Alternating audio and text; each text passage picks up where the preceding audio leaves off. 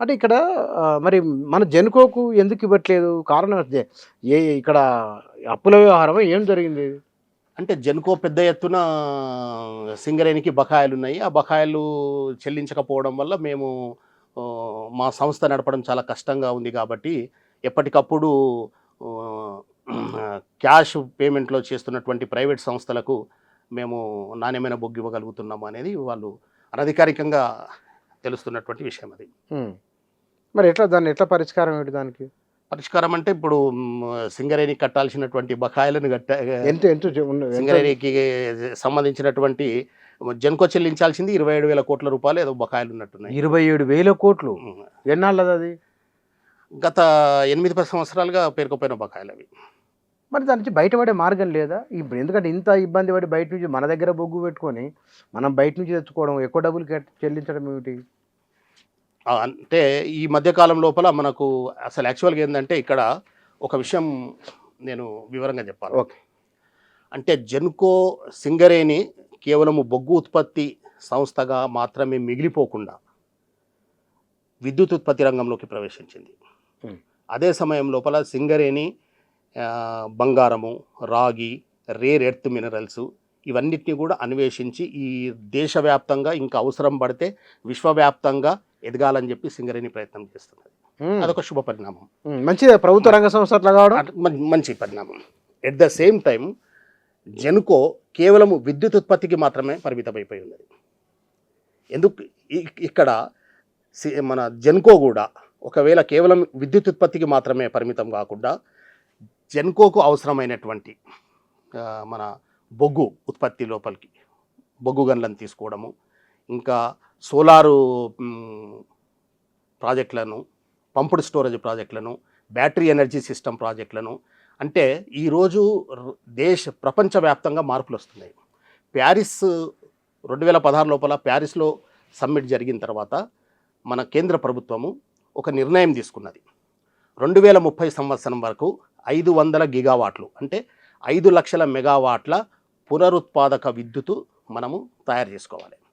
అంటే సోలారు, విండు, పవన విద్యుత్ అంటాం కదా, విండు, సోలారు, అదే రకంగా battery energy storage system. Battery energy storage system అంటే మనకు పగటిపూట సోలారు తక్కువ రేట్ లోపల అందుబాటు లోపల ఉంటుంది. పగలు అందుబాటులో ఉన్న సోలార్ను మనం తీసుకొని నిల్వ ఉంచి మనకు డిమాండ్ ఎక్కువగా ఉన్న సమయం లోపల, అంటే మనకు గిరాక్ ఎక్కువ ఉన్న సమయం లోపల, సపోజ్ ఈవినింగ్ 6 to 10, 7 to 10, లేకపోతే మార్నింగ్ 6 to 9 ఈ సమయాల లోపల కరెంటు వాడకం ఎక్కువ ఉంటుంది. ఆ సమయాల లోపల మన ఇండియన్ ఎలక్ట్రిసిటీ ఎక్స్చేంజ్ లోపల యూనిట్ విద్యుత్ రేట్ ఎక్కువ ఉంటుంది. మామూలు సమయం పగలపూట ₹2 యూనిట్ ఉంటే ఈ సమయాల లోపల పీక్ లోడ్ అవర్స్ లోపల ₹10, ₹15, ₹20 కూడా పోతుంది ఒక్కోసారి డిమాండ్ ఎక్కువ ఉన్నప్పుడు. అంటే బ్యాటరీ ఎనర్జీ స్టోరేజ్ సిస్టమ్ ద్వారా మనము విద్యుత్తును నిల్వ చేసుకొని డిమాండ్ ఉన్న సమయాల్లో వ్యాపారం చేసుకోవచ్చు, లేదా మన సొంత అవసరాలకు వాడుకోవచ్చు. అదే సమయం లోపల పంప్డ్ స్టోరేజ్ సిస్టమ్ అని ఉంది. భారతదేశం మొత్తం మీద పంప్డ్ స్టోరేజ్ సిస్టమ్కు తెలంగాణ అత్యంత అనుకూలమైన ప్రాంతం. ఎందుకోసం అంటే తెలంగాణ లోపల పాలమూరు రంగారెడ్డి, కాళేశ్వరం ఇటువంటి ప్రాజెక్టులు ఉన్నాయి. ఇక్కడ ఉన్నటువంటి రిజర్వాయర్లను వాడుకొని మనము 5 నుంచి 7,000 మెగావాట్ల వరకు విద్యుత్ ఉత్పత్తిని చేసుకోవచ్చు. పంప్డ్ స్టోరేజ్ ప్లాంట్ లోపల ఏముంటుందంటే కరెంటు తక్కువ చౌకగా దొరుకుతున్న సమయం లోపల పంపు రన్ చేస్తాం. పంపు రన్ చేసి రిజర్వాయర్ నింపుకుంటాం. మనకు విద్యుత్ డిమాండ్ ఎక్కువ సమయం లోపల జనరేటర్ ఆన్ చేసి విద్యుత్తును వ్యాపారం చేసుకుంటాము, లేకపోతే మన అవసరాలకు వాడుకుంటాం. అంటే మనం కొనుక్కున్నప్పుడు ₹2 యూనిట్ కొనుక్కుంటాము, మనం అమ్మినప్పుడు ₹10 అమ్ముతాం. అంటే మనకు యూనిట్ కాడ ₹8, ₹7 లాభం వస్తుంది. మంచి ప్రాఫిట్. అంటే ఈ రకమైన వ్యాపారం చేసుకోవడానికి కూడా జెన్కో ముందుకు వెళ్ళాలి. అంటే డిఫరెంట్ డైవర్సిఫైడ్ ఫీల్డ్స్ లోపలికి వెళ్ళాలన్నమాట జెన్కో. ఒకటి ఇప్పుడు భూపాల్పల్లి లోపల తాడిచెర్ల ఉంది, అక్కడ జెన్కో ఆధ్వర్యంలోనే బొగ్గు గని ఉన్నది. అటువంటి బొగ్గు గనులు ఇంకా తీసుకోవాల్సిన అవసరం ఉన్నది. రీసెంట్గా మనుగురు ప్రకాశం Khani, Manuguru deep side black అని మొన్న ఒకటి మీరు చూసుంటారు. 2 days బ్యాకే కేంద్ర ప్రభుత్వము సింగరేణికి అది అలాట్మెంట్ చేసింది, కేటాయించింది. ఆ బొగ్గు గని లోపల ఆ బొగ్గు గని కోసం టెండర్ వేసిన దాంట్లో జెన్కో ఉండింది. చివరి నిమిషం లోపల జెన్కో విత్డ్రా చేసుకుంది. ఎందుకు? సింగరేణికి అనుకూలంగా.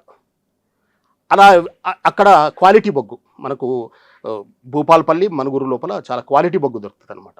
అంటే జెన్కో కూడా తన యొక్క పరిధిని విస్తరించుకొని వివిధ రంగాల లోపల తన పరిధిని విస్తరించుకొని బలోపేతమయ్యి ఫైనాన్షియల్గా కూడా సౌండ్ కావాల్సినటువంటి అవసరం ఉంది. ఫినాన్షియల్గా ఇప్పుడు సింగరేణి ఎట్లయితే విద్యుత్ ఉత్పత్తి రంగం లోపలికి వచ్చిందో, జెన్కో కూడా బొగ్గు గనుల కావచ్చు, లేకపోతే ఇంతకుముందు మనం చెప్పుకున్నట్టు వివిధ ఈ పునరుత్పాదక విద్యుత్ ఉత్పత్తి మార్గాలకు కూడా వెళ్ళాల్సిన అవసరం ఉన్నది. కానీ ఆ ప్రయత్నాలు జరుగుతున్నట్టు లేదు. వాటికి కూడా ఈ మధ్యన 1500 megawatt hours 1500 megawatt hours battery energy storage system coal India limited మళ్ళీ ఇంకో సారస్ అనే ప్రైవేట్ కంపెనీకి తీసుకున్నారు. అంటే మనకు అవకాశం ఉండింది, మన ల్యాండ్ వాళ్ళకి ఏదో నామమాత్రపు రూపాయి ఏకర్ లీజ్ మీదనేమో ఇచ్చినట్టున్నారు. అంటే నామమాత్రపు లీజ్ మీద ఇచ్చినారు. ల్యాండ్ మనదే, అక్కడ ఉన్న సబ్స్టేషన్ మనదే. మనమే ఒకవేళ పెట్టుబడి పెట్టి దానికి కావాల్సినటువంటి వనరులను సమకూర్చుకొని మనమే పెట్టి ఉంటే అది మనకు లాభదాయకంగా ఉండేది. అదే సమయం లోపల ఇంకొక గ్రీన్కో అనే సంస్థతోని, ఆంధ్ర కర్నూలు ప్రాంతం లోపల ఉన్నటువంటి గ్రీన్కో అనే సంస్థతోని కూడా 500 megawatt pumped storage project power కొనడానికి కొనుగోలు ఒప్పందం చేసుకున్నారు వీళ్ళు. అది కూడా పత్రికలలో కూడా వచ్చింది, రేట్ ఎక్కువ పెడుతున్నారు, యూనిట్ ధర ఎక్కువ ఉందని చెప్పి దాని మీద ఆరోపణ వచ్చింది. వాళ్ళ దగ్గర తీసుకోవడం కంటే కూడా మన దగ్గర ఉన్నటువంటి ఈ ప్రాజెక్టులను, అక్కడ ఉన్నటువంటి సదుపాయాలను, ప్రాజెక్టులు ఉన్నాయి మనకు ఆల్రెడీ కన్స్ట్రక్టెడ్ ప్రాజెక్ట్స్ ఉన్నాయి, లేకపోతే ఆన్గోయింగ్ ప్రాజెక్ట్స్ ఉన్నాయి, అక్కడ ఉన్నటువంటి సబ్స్టేషన్స్ ఉన్నాయి నియర్ బై, వాటిని మనం వాడుకొని అక్కడ ఉన్నటువంటి రిజర్వాయర్లను, ప్రాజెక్ట్స్ను, అక్కడ ఉన్నటువంటి పైప్ లైన్లను, అక్కడ ఉన్నటువంటి ఇన్ఫ్రాస్ట్రక్చర్ మౌలిక వసతులను వాడుకొని మనమే సొంతంగా పంపుడ్ స్టోరేజ్ ప్రాజెక్టులు మరియు బ్యాటరీ ఎనర్జీ స్టోరేజ్ సిస్టమ్స్, అదే రకంగా మన దగ్గర ఇప్పుడు మల్లన్న సాగరు, కొండపోచమ్మ సాగర్, ఇటువంటి ఎన్నో ప్రాజెక్టులు, ఆ ప్రాజెక్టులు మళ్ళీ కాలువలు ఉన్నాయి. ఆ కాలువల మీద అన్ని కూడా మనం ఫ్లోటింగ్ ఎనర్జీ పెట్టుకోవచ్చు, ఫ్లోటింగ్ సోలార్ అవి పెట్టుకోవచ్చు. వేరే ప్రపంచవ్యాప్తంగా వాటికి వెళ్తున్నారు. అవి పెట్టుకోవడం ద్వారా కూడా మనము సోలార్ ఉత్పత్తి గణనీయంగా పెంచుకునే అవకాశం ఉంటుంది అన్నమాట. కానీ ఇక్కడ విద్యుత్ రంగం అంటే అంత సులభంగా అర్థమయ్యేది కాదు మిగతా వాటిలాగా. దాంట్లో ఏం జరుగుతుందో కూడా తెలియదు జనానికి, 90% తెలియదు. మనం ఇతర దేశాలకు వెళ్ళి కూడా బొగ్గు తెచ్చుకునే ఒక నిబంధన ఉంది అని అన్నారు కదా, ఎందుకు అది? మన దగ్గర కోల్ ఇండియా అంటే గతంలో 2 సంవత్సరాలకు పూర్వం మన దగ్గర సమ్మర్ లోపల డిమాండ్ బాగా పెరిగింది. సమ్మర్ డిమాండ్ మీట్ కావడానికి మనకు ఉండే ఏకైక మార్గము థర్మల్. అంటే మనం థర్మల్ను బేస్ లోడ్ అంటాం. మిగతా పంప్డ్ స్టోరేజ్ కావచ్చు, బ్యాటరీ ఎనర్జీ సిస్టమ్ కావచ్చు, సోలార్ కావచ్చు, హైడల్ కావచ్చు, వీటన్నిటికీ కూడా పరిమితులు ఉంటాయి. సంవత్సరం పొడవునా 365 రోజులు 24 అవర్స్ మనకు అందుబాటులో ఉండేది కేవలం థర్మల్ విద్యుత్ మాత్రమే, బొగ్గు ఆధారిత విద్యుత్ మాత్రమే.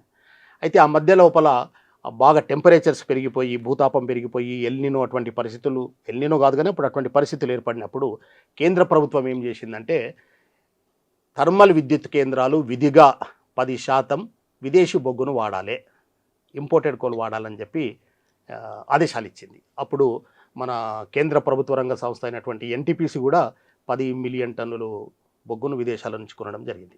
ఎందుకు? మన దగ్గర బొగ్గు ఉత్పత్తి అవసరాలకు అనుగుణంగా లేదు కాబట్టి విదేశాల నుండి కొనమని చెప్పి. అది అవసరాన్ని బట్టి కొనడం, విధిగా కొనడం ఏమిటి? ఇప్పుడు అవసరాన్ని బట్టి కొనడం వేరు, మీరు విధిగా మ్యాండేటరీ ఎందుకని? అంటే అక్కడ ఒక ఆరోపణ ఏంటంటే, ఆస్ట్రేలియా లోపల ఒక క్వీన్స్లాండ్ లోపల మన అదానికి బొగ్గు గనులు ఉన్నాయన్నమాట. ఆ బొగ్గును కొనడానికి అనుగుణంగా అటువంటి ఆదేశాలు ఇచ్చారని చెప్పి అప్పుడు ఆరోపణలు వచ్చినాయి. ఇప్పుడు ఆయనతోనే కొనాలా, ఎవరితోనే కొనొచ్చు? 10% బొగ్గు కాకపోతే ఇండోనేషియా నుంచి, ఆస్ట్రేలియా నుంచి కొన్నట్టు తెలుస్తుంది అప్పుడు. ఓకే, అది ఆరోపణ.